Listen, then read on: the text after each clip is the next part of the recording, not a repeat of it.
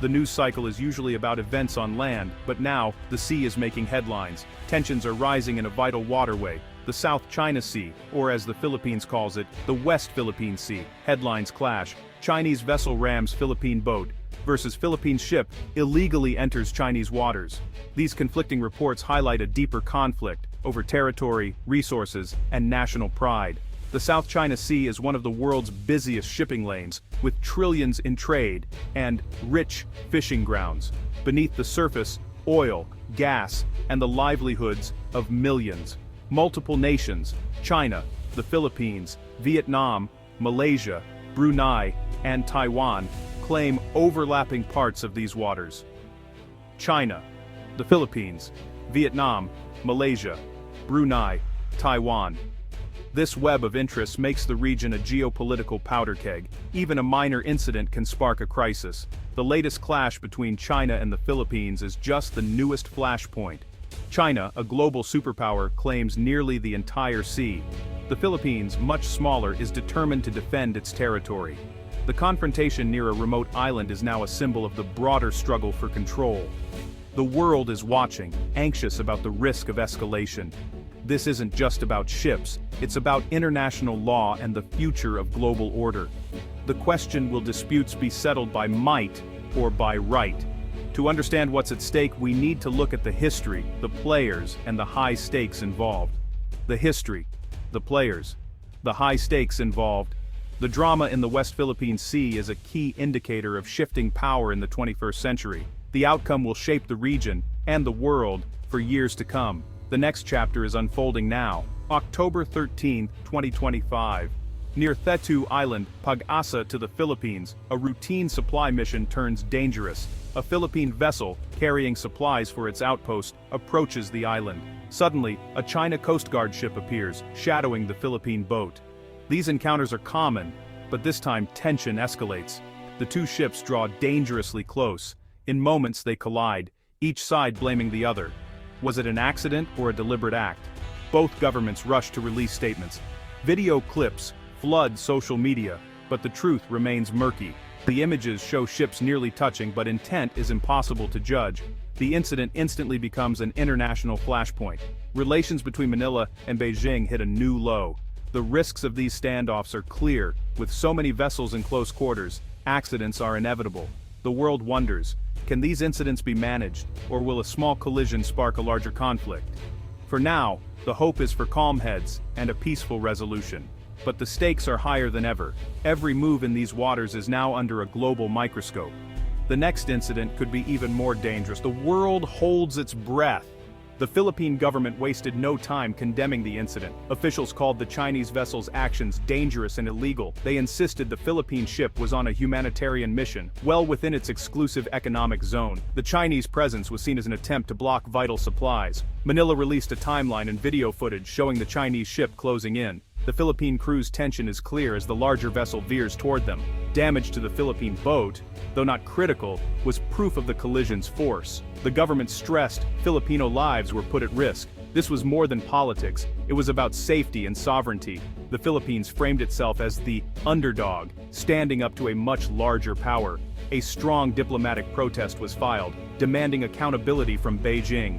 Manila called for China to stop its unlawful and irresponsible behavior.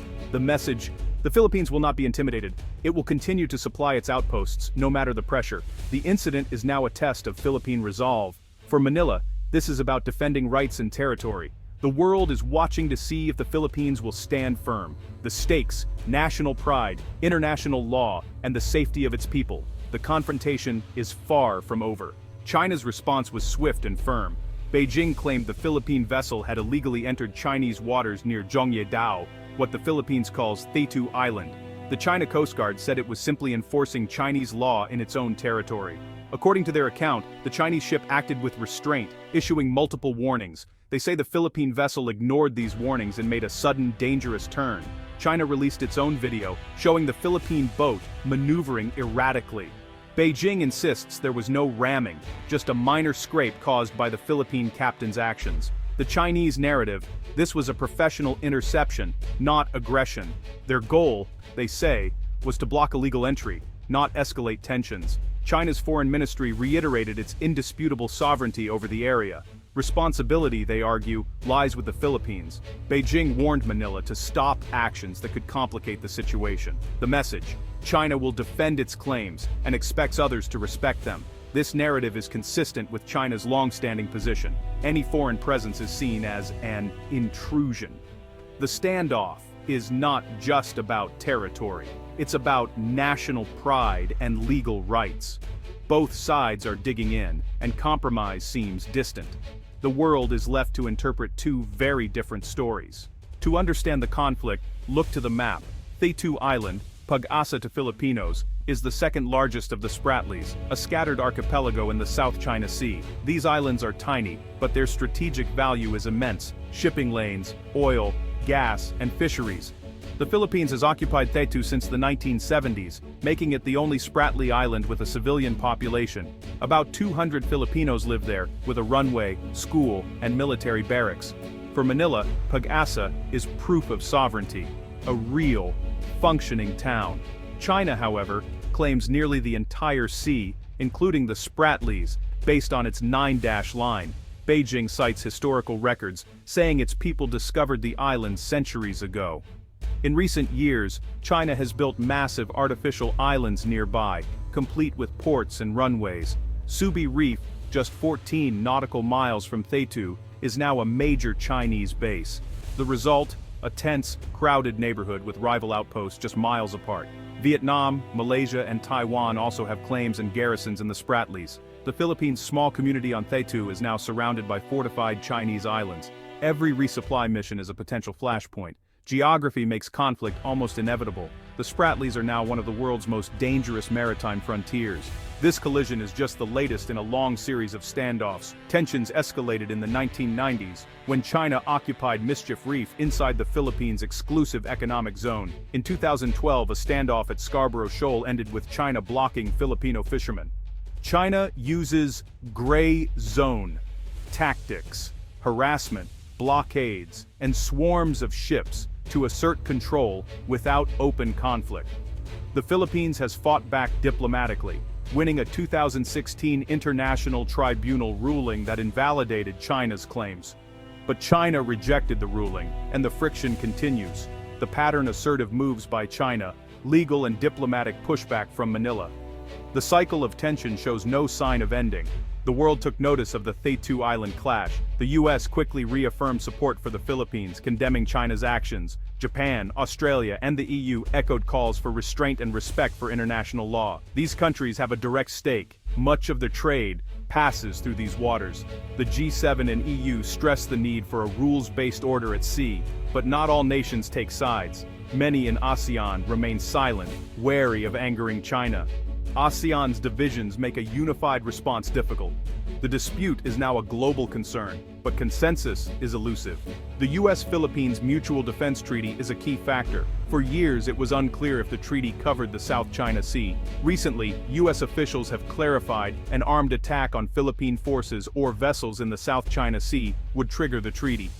This raises the stakes for any conflict, potentially drawing in the US. The alliance includes joint exercises and military aid, helping the Philippines modernize its forces.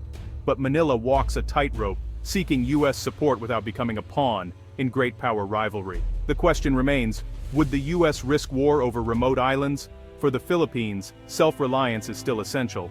The collision has left the region on edge. Both sides are entrenched, with no sign of compromise. The immediate goal: prevent escalation and manage future incidents. Diplomats urge dialogue and clear rules of engagement at sea. The bigger picture: China's rise is challenging the old order while the US and allies push back.